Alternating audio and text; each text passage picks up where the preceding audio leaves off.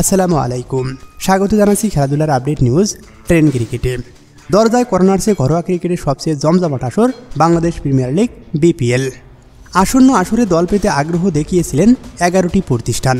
এর মধ্যে গেল বৃহস্পতিবার 9টি প্রতিষ্ঠানকে আলোচনায় আমন্ত্রণ জানিয়েছিল বাংলাদেশ ক্রিকেট বোর্ড, যেখানে এসকিউ স্পোর্টস বা চিটাগং কিংস ও নতুন আবেদন করা দেশ ট্রাভেল ছিল না।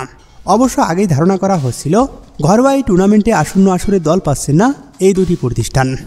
এবার চূড়ান্ত তালিকা থেকে আরও 2 প্রতিষ্ঠানকে বাদ দেওয়া হয়েছে।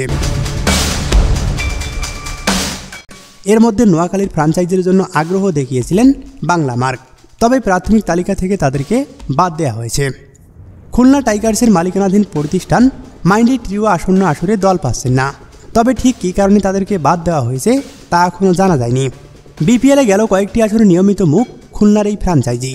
দলটির হয়ে মেহেদী হাসান মিরাজ, আফিফ হোসেন, মাহিদুল ইসলাম অঙ্কনের মতো ক্রিকেটাররা বিপিএল খেলিয়েছিলেন।